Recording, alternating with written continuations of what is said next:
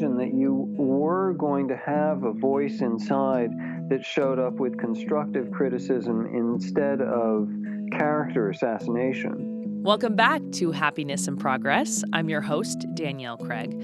I'm an Emmy Award winner, former journalist, mom, wife, and just a person looking for more joy in the everyday. This podcast is brought to you by the Mail Tribune. Don't forget to take a moment to rate this podcast in Apple Podcasts. It really helps me out when you do that. Remember, tickets are on sale right now for the Happiness in Progress live event. We are just 4 weeks to the big event. I can't believe it's almost here. We are going to be eating dinner. We're going to be at the beautiful setting at Roxanne Winery in Southern Oregon. And most importantly, we are going to be digging deep on self-worth issues, perfectionism, expectations, shame, and how to get out of that. You are going to leave feeling empowered and rejuvenated. The link to tickets is in the show notes. All right, let's get to today's guest. This was a really fun conversation with Nando Raynolds. He is a psychotherapist and life coach who has helped hundreds of people manage their internal negativity with mindfulness and compassion. He created the workbook, Transforming Your Inner Critic into an Inner Coach.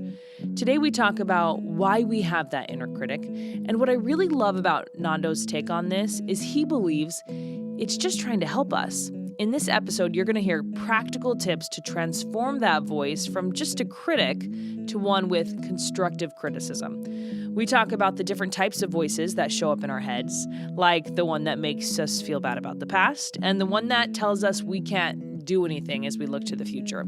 Nando breaks down these voices to help us look at what they're saying objectively. We also talk about living on autopilot, how you can be mindful without meditating, and how to accomplish your goals while being compassionate with yourself. If you have a negative voice in your head, this episode is for you. Nando has a lot of tips you can bring into your own life on how to move past that critical voice. Let's jump in.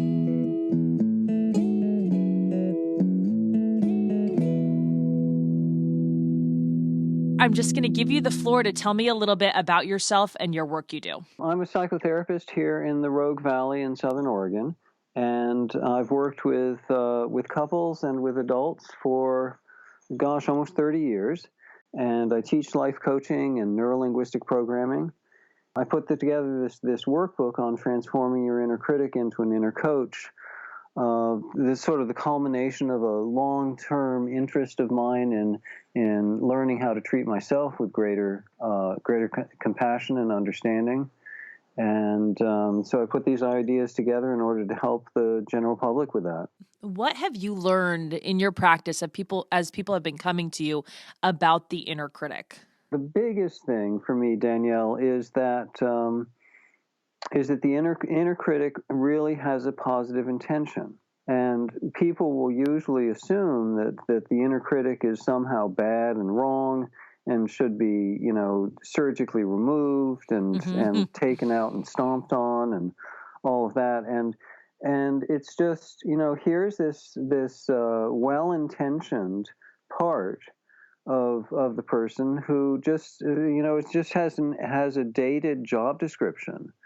It's got a dated understanding about how to accomplish what it's trying to accomplish. Mm-hmm. And you're saying dated, you're talking about when we're children and when this first comes around, right? Exactly. It's like the inner critic is a behavioral pattern that's a solution to a real problem.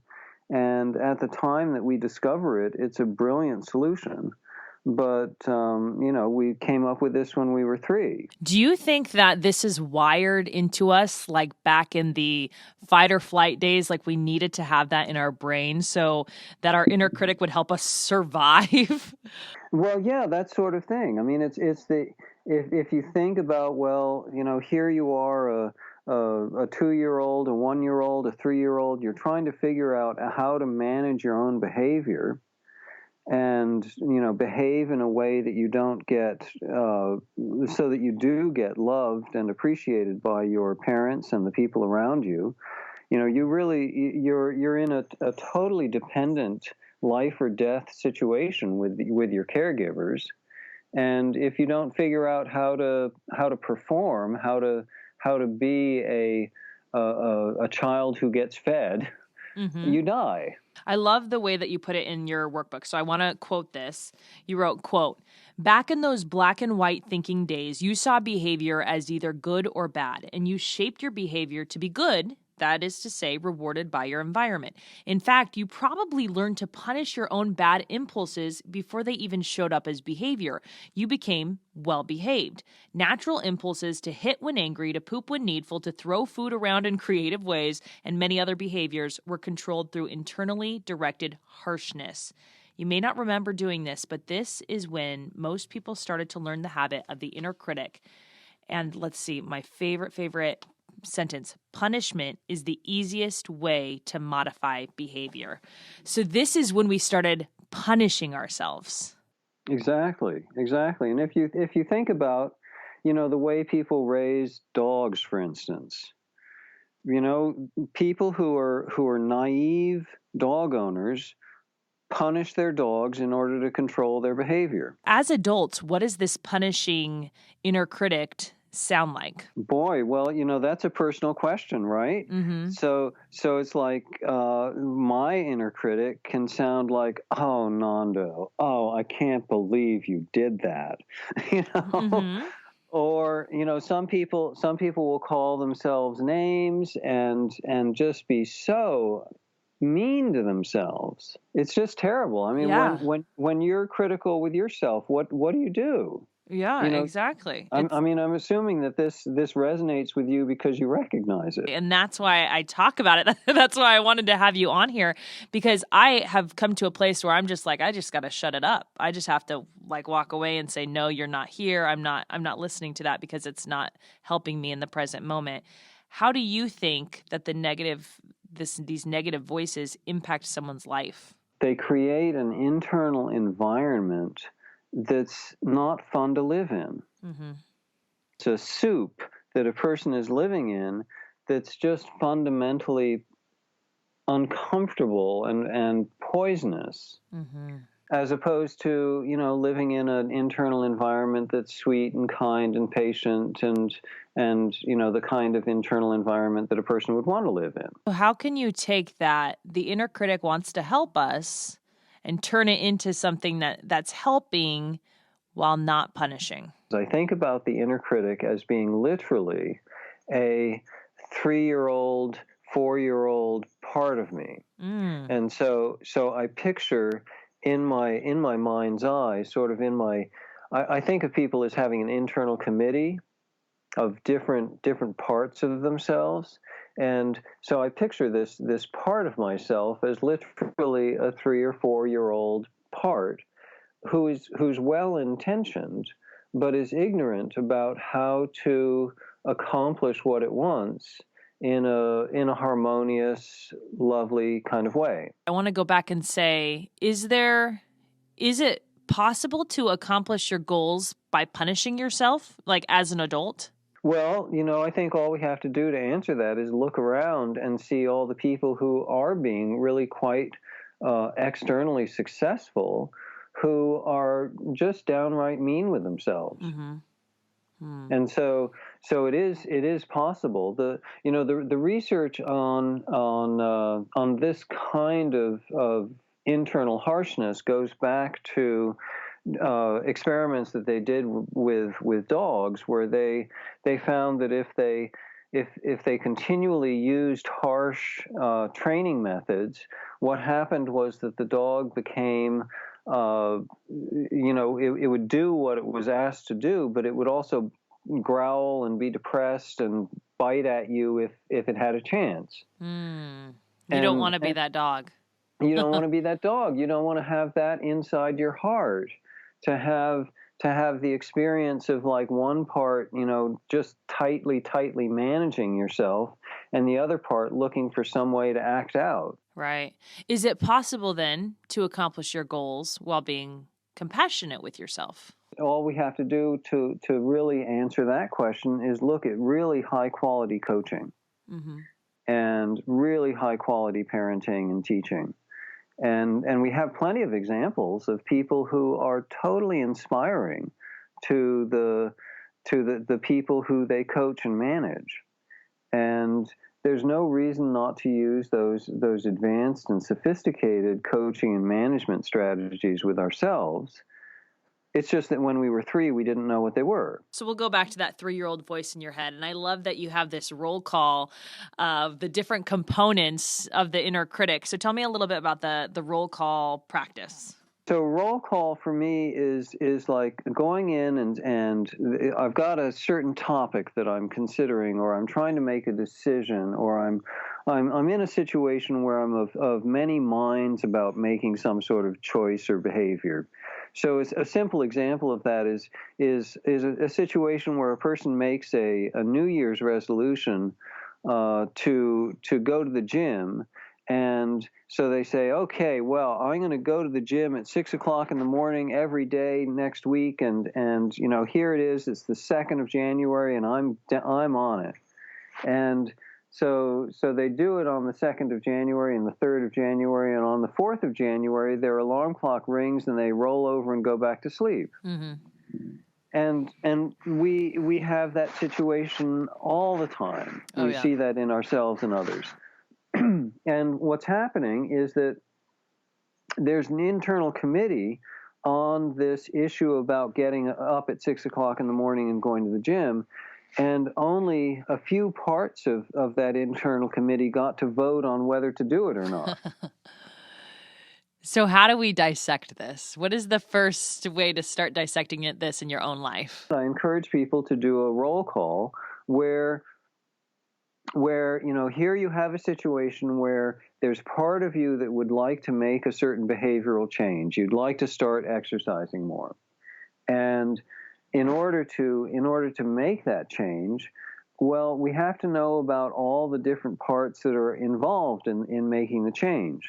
So there's a part of me that thinks that going to the gym at 6 o'clock in the morning is a great idea. And there's another part of me that thinks that staying in bed at 6 o'clock is a great idea. Mm-hmm. And if I don't admit to myself that I have that part that wants to stay in bed, I will find myself staying in bed, and I'll be angry and surprised. Why does this help? Once you dissect it and you see all of these different dialogues going on in your head, how does this help you accomplish the goal? Great. So the way that we start with that is we start by doing the roll call. So like, what are the parts that are concerned about this? Which, if I'm going to listen to all of the different stakeholders on this particular issue, who are the stakeholders that I need to listen to, and what are their perspectives? Mm-hmm. And, here in Southern Oregon, we have some interesting examples of that actually happening in the real world, with people really trying to listen to each other about forestry mm-hmm. and ecological forest management. I mean, you get really disparate views sitting around the table around that, and in some cases, people have been able to be really remarkably respectful and come up with win-win solutions. And that's what we're trying to do inside as well. If I'm the facilitator of the group meeting, I'm trying to have a conclusion that's a win-win. And in order to do that, I have to acknowledge that there really is a part of me that wants to stay in bed until 8 o'clock in the morning. And there is a part of me that wants to get up at 6 and go work out at the gym. And we have to actually brainstorm some solution that incorporates all of the core values of the stakeholders involved. I like this, and I like that you brought in a real world example, because it shows that's really what you're doing in your head. So if you're trying to make all the different parts of you happy in this particular circumstance, one part of you wants to sleep in, one part wants to wake up. What is a win-win situation for these two parts of you? For me, the way that I manage that particular one is I have days that I go to the gym and days that I don't. Mm-hmm. Okay. And so that's a common solution, is to just go, oh, okay, well, what percent of me wants to get up at 6 and go to the gym, and what percent of me wants to sleep in, and let's divvy the week up. Then when I notice that there's this part of me that wants to sleep in on a designated go to the gym day, I'm not surprised. I already have a patient and compassionate relationship with that part because I've already listened to its core values and I understand and respect it. And so we can even make a negotiation at 6 o'clock in the morning and go, oh, well, if you really want to sleep in, that's okay, and you can sleep in today, but we'll need to go to the gym tomorrow. I want to talk about more parts of the inner critic. You talk about the guilt tripper, the underminer, and the destroyer. And just saying that, I'm sure people are like, oh, yep, raising their hands, like guilt tripper, that sounds familiar. Tell me about these 3 parts of the inner critic. Yeah. So my recommendation to people is that they do internal research and they assess for themselves whether there are specific inner critic patterns that show up often enough so that it merits actually naming them. Mm-hmm. And there are some people who, if you look into work on inner critic, and that various people have come up with these names. So like here's this name like guilt tripper, and the guilt tripper is going to undermine your belief in the value of what you just did. Mm-hmm. Right, and is going to tell you that you're bad and wrong about something that you did in the past, mm-hmm. or some feeling or thought that you had in the past. Mm-hmm. Is that how that works for you? Yeah, absolutely. Yeah, and so if you look at what's the positive intention of that guilt tripper? Well, the positive intention is sometimes to, well, I really want to be an ethical person. I really want to behave in a praiseworthy fashion. I really want to make sure that everybody likes me. I really want to make sure that I don't offend anybody. There are things like this that I think are very common and they're very appropriate. In turning that from self-punishing to coaching, like, okay, I can improve, I won't do that again next time. What's the difference in the thought process when that guilt tripper comes in? How do you switch gears? You have to do rehearsal, because what we would like is we'd like to have the compassionate, like thinking about our past performance in a critical way, but like in an assessing way, mm-hmm. not in a you're bad and wrong kind of way. Mm-hmm. But I do want to think about my past performance in that sort of assessing way. So I want to have a part of me that is assessing whether I lived up to my own standards or not. Mm-hmm. So it's like I'm going along in my life, and I have a part of me that comes up and says, oh, what you just said is terrible, and you could have said it much better, and da da da da da, right? Mm-hmm. So there's that critical thought. If my response to that is, you're absolutely right. It would have been possible for me to have said that better, and I am feeling regretful that I didn't say it in a better way. And how can I talk to myself about this in a way that feels good? How can I talk to myself about this in a way that enhances my self-esteem and makes it likely that I'm actually going to perform better next time? It's kind of like turning this into constructive criticism. Yes. Okay. And if you imagine that you were going to have a voice inside that showed up with constructive criticism instead of character assassination, mm-hmm. that would only happen because you figured out what constructive criticism was, mm-hmm. how that was different than character assassination, and if you practiced and practiced and practiced. Mm. Because most people have practiced that character assassination with themselves for decades. Absolutely. And, it's part of who they are.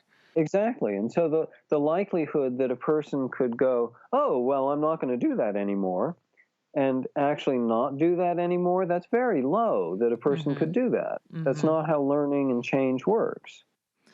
I want to talk more about underminer and destroyer, but first, because this is what works for me, I kind of want to move into this, is meditation. And meditation allows me to see those thoughts without judging them, and they just kind of come in and I can see them. And you talk about meditation and how living on autopilot, just going, impacts that negative voice in your head. Can you tell me a little bit about that? Why does the autopilot impact the negative voice? So autopilot is, anything that we've done enough so that it becomes deeply habitual is autopilot. There are these patterns of where I drive to, and I can get in my car and I sort of set my mental autopilot, and the next thing I know, I've arrived at my destination. And I didn't have to think about it a lot. Yeah, I think we've all been there. Yeah, and what a wonderful feature of the human mind that we're able to do that. It's like I can sign my name without thinking about it. I can read without thinking about it. I can drive without thinking about it. So there are all sorts of ways that autopilot is tremendously useful. And if we practice something enough, we will develop that kind of automatic behavior around whatever that thing is that we've practiced. And that frees up a huge amount of attention, because then we're able to think about new things, and we're able to like go, oh, well, I don't have to think about brushing my teeth, so all I have to do is just start the action, and it goes through. So autopilot is a wonderful, wonderful thing. And there are a lot of places where if we have too much autopilot, we don't even notice the sunset. We don't even notice the color. We don't deeply notice the color of the sky. We don't deeply notice the movement of leaves. We don't deeply notice flowers. We don't deeply notice, our children and our partners. And so we can totally see how autopilot is useful on the one hand, but it separates us from the intensity of the present moment. Yeah. So meditation is so useful. That's what I was going to ask, is how can people slow down? Meditation helped me. Anything else, and why that works? I have a pretty busy life. I like having a busy life. I like having a full schedule and doing a lot of different things. And it's challenging for me to say, oh, okay, well, I'm going to sit down and do a half hour of meditation in the morning and a half hour of meditation in the afternoon. That's a commitment that's a little bit difficult for me. So I look for ways to practice my mindfulness in things that I'm already doing. So I'm looking, when I say mindfulness is the ability to pay attention to the present moment through your five senses with an attitude of internal compassion and patience. I love that, especially because a lot of people have a hard time carving out the time because they like being busy. Exactly. And there are a lot of things going on, and it is difficult. So, however, it's possible for me to be mindless while I brush my teeth, or it's possible for me to be mindful. It's possible for me to be mindless as I eat or drink water, or it's possible for me to be attentive to that. Let's go back to the self-critical thoughts. How does this, slowing down, practicing mindfulness, how does this help with the self-critical thoughts? One aspect of autopilot for most people is the inner critic. So the inner critic is going along and is on autopilot. And when I start working with people, Danielle, often what I'll find is that they'll say, oh, yes, sometimes I can be kind of harsh with myself. You're right, And then they start like actually paying attention to that. And they come in and they say, oh, my gosh, I had no idea. But it is just constant. How do you think people are living in this with this constant negativity in their ears, or in their minds is really what I should say, and they're not noticing it? It's just part of their life. Exactly. Well, as they say, fish are the last to discover water. Uh-huh. So here we are. Most people are swimming in a sea of kind of self-contempt. Wow. And it's so painful. It is painful. And unfortunately, this happens. I think that this happens for men, but I think that women are even more vulnerable to it because of the societal pressures about appearance and all of these. It's just so much heaped on, and women are also tend to be a little bit more attentive to their own internal worlds. Mm-hmm. Men can be more attentive to external accomplishment. Mm-hmm. And so when I work with men, the men take a little bit longer to pay attention to this in general, and for women it's usually like, yeah, they know that this is an issue. What is something you tell women in between, first and second session to go home? What is the homework to see how this thought process, this train of thought of just negativity, self-criticism, how it's impacting them? So, one of the ways that people can do this is simply to keep a kind of a journal where at the end of the day they're just jotting down things that they were critical of themselves about. And if you do that for a few days, you've got a pretty long list. Most people. Why is it important to see that on a piece of paper? Unless you know what you're doing, you can't change it. Yes. So the first thing that we have to do is we have to, stare this habit in the face and acknowledge to ourselves, wow, yeah, I really am doing this. Mm-hmm. When people do that, then they take it pretty seriously because they go, oh my gosh, this is 24/7. Let's go back to the underminer and the destroyer. Mm-hmm. Tell me a little bit about these two things. The underminer is the name that people give to the inner critic who in advance tells them that they're not going to be able to succeed. So where the guilt tripper is usually about the past, oh, you screwed up yesterday or 2 minutes ago. The underminer is, oh, you're going to screw up in 5 minutes.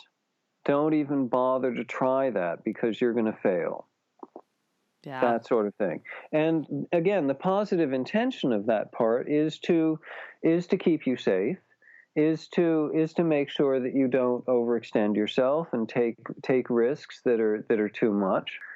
So it's got a positive intention for the person, but being inside that person's skin is no fun. Mm-hmm.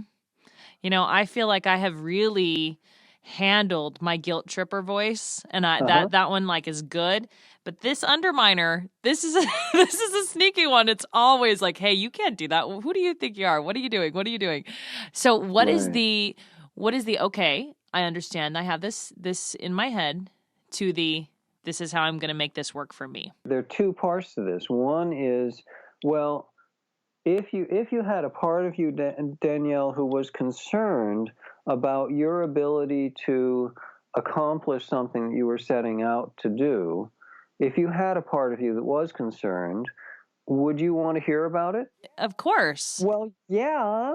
So our first response inside needs to be, wow, thank you so much for bringing up these concerns. Mm-hmm. Because I want to hear the concerns. I don't want to surgically amputate my underminer. You don't want to be going out doing risky behaviors all the time. Exactly. So if the underminer is saying, hey, wait a minute, I don't think you're going to be able to do this because of da-da-da-da-da-da, I want to go, oh, thank you very much. Let me double check that and see whether that's a realistic concern or whether I've got it handled. I want the input, but I want to modify the way the input is delivered. So if you had someone who was concerned about your well-being, who was saying, "Hey Danielle, have you thought about XYZ in this project that you're about to embark in? How would you want to hear from them? How would you want them to talk to you?" It goes back to that constructive. I don't want someone to say, "Who do you think you are?" I want someone to say, "Hey, have you looked into XYZ?" Exactly. And if on autopilot you were going to actually say to yourself, "Hey, have you looked into these concerns?" The only way that that could possibly happen would be if you articulated how you wanted to say that to yourself and practiced. That's the rehearsing. That's the rehearsing. The thing with rehearsal is, most of us have done something in our lives where we've rehearsed a bunch, whether it's walking or driving or being in a play or playing a piece of music or whatever. And so we know that if you practice something, you get better at it. And excuse me, just with the way that the brain works, if you practice something, you get better at it, and there's nothing you can do to prevent it. What does practice look like? Are you really sitting down in the beginning of your day and you're thinking through scenarios, or how does that look? Well, in the beginning, it actually looks like writing it down.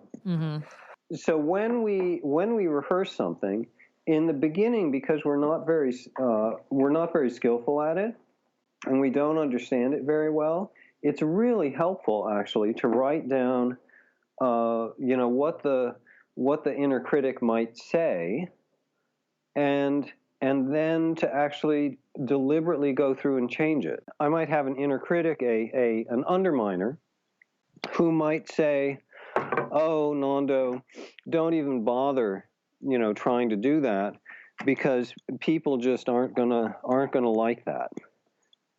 Well, and that's too vague. So I would write that down, and then I'd go and say, well, how specifically are people not going to like that? And what are your specific concerns? And if I ask myself that question, I actually come up with specific concerns. I actually do have specific concerns. But then knowing what they are specifically, you can take action on them. Exactly. And so rather than this vague, like, oh, it's not going to work, it turns out that the concern is, gosh, I'm not sure you've done such a great job on your marketing here. Or whatever it is. The other voice, the other type of inner critic that we've been talking about is the destroyer. And this one is just so awful. I know a lot of people hear this in their minds. That really basically is just, you do not have the right to exist. Tell me a little bit about this one. Yeah. Now this is a place where it gets a little bit more complicated. It's possible for us to internalize the attitudes that other people had towards us when we were young. So I have I think about it as core shame, as different than like the inner critic. So the inner critic is a habit of how we motivate ourselves and how we keep ourselves safe, and so we're giving ourselves internal feedback to modify our behavior. Yeah. And core shame is something that people have internalized because their caregivers and their original environment was so shaming of them. And where guilt is like I did something bad, shame is I am something bad. Is this something that can develop outside of that, outside of childhood trauma and maybe depression? Can other people who have just kind of just been, existing throughout their life, can they still also take on the shame of, why do I exist? Why should I exist? Should I exist? Absolutely. I mean, there's enough of it going around just in the ethers, as it were, just in society growing up and all of that that is perfectly possible to internalize it from there.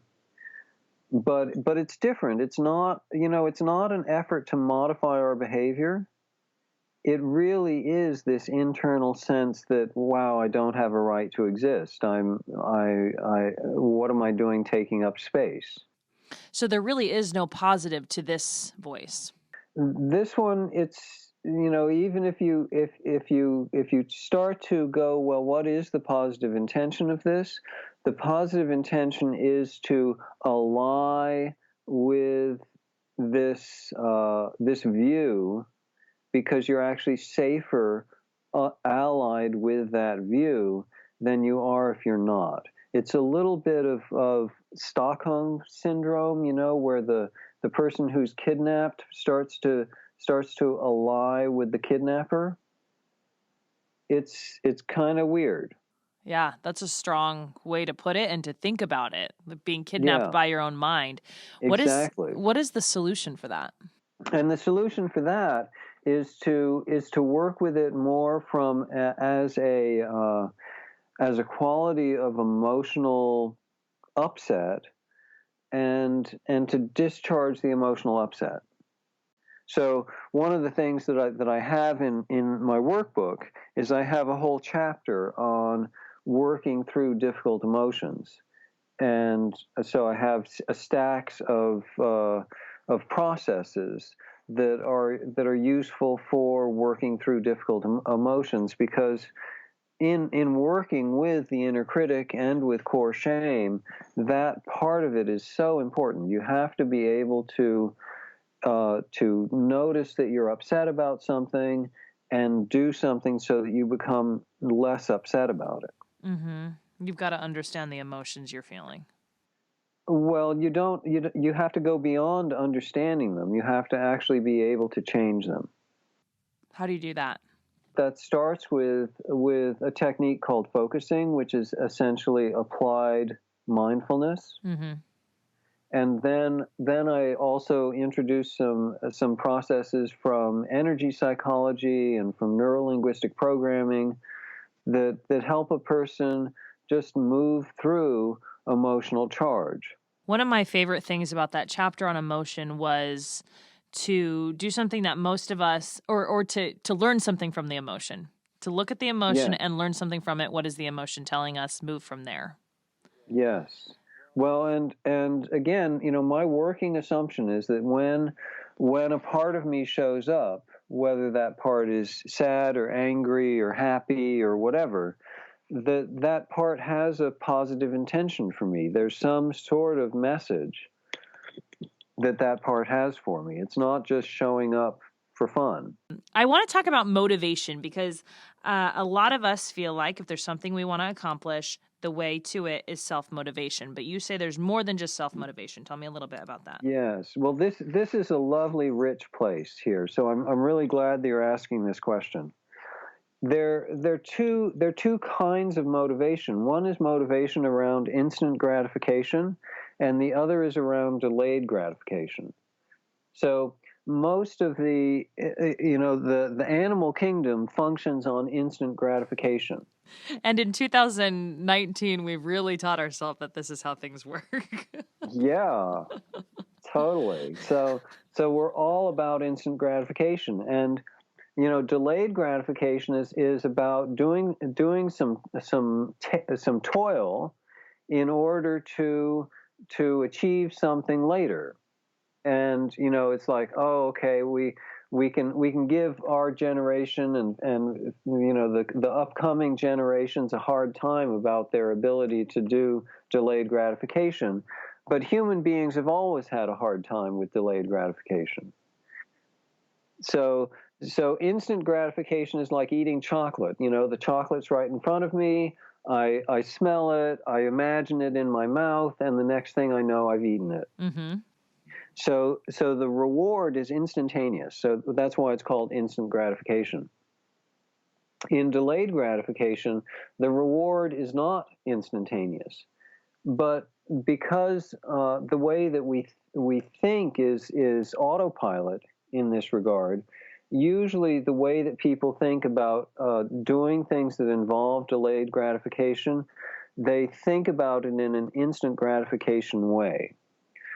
So let's take the example of washing the dishes. Mm-hmm. So here I am. I'm faced with a dirty kitchen yet again, and I want to clean up the kitchen. And my knee jerk, my habitual way to think about that is to think about what is it going to be like to be washing the dishes, because that's what's going to happen in the next few moments. And so I think about it in an instant gratification way. And unfortunately, the fact of the matter is I don't particularly care for washing dishes. So I think about it in an instant gratification way. I think about actually washing the dishes. I don't really enjoy that. And so I move away from it. So thinking about it in that instant gratification kind of way actually discourages me from washing the dishes. How can you learn to think about the long game, the delayed gratification? Well, unfortunately, it requires a certain amount of work. We don't like that. Right. It's like, so I have to anticipate that I'm going to be on autopilot about this. Mm-hmm. And I have to notice that and have some self-humor. And then I have to deliberately think about how I'm going to feel once the dishes are washed. Mm-hmm. So rather than asking myself, hey, how am I going to feel in 1 minute? I'm asking myself, hey, how am I going to feel in half an hour after all the dishes are washed? That produces very, very different results. And those both fall under self-motivation, right? They're both under self-motivation and that's so central to how the inner critic shows up. Mm-hmm. Because often what happens is that we're using strategies from instant gratification to try to get ourselves to do things. And then when we don't do them, then we beat ourselves up. Instead of going, oh, this is a fundamentally flawed motivation strategy in the first place. This podcast is all about finding more joy in the everyday, regardless Mm-hmm. of the circumstances, good, bad, in between. What would you say your tip is to do that, finding more joy in the everyday? Well, fundamentally, it's about mindfulness. It's about actually paying attention to the present moment. Yeah, easier said than done. Easier said than done, but if you my experience is that when I'm not paying attention to the present moment, I'm caught up in my thoughts. And my 5 senses are always there. So it's always possible for me to look with a little bit more intention, to listen with a little bit more intention, to feel my sensations or smells or tastes with a little bit more intention. And sensation is stimulating. Mm-hmm. Mm-hmm. The organism likes to experience sensation, and so it's inherently good. It's inherently positive. Yeah, it brings you back quickly to that present moment when you're focusing in on the senses. Nando, thank you so much for your time. Yes, well, thank you so much, Danielle. It's been a pleasure to talk with you about this and just share excitement about it. I hope you enjoyed this episode with Nando. If you think of someone who could use this message, please share this with them. You can buy Transforming Your Inner Critic into an Inner Coach online. I'm going to link that in show notes. I will also link Nando's website and how you can get in touch. Thank you so much for being here on Happiness in Progress.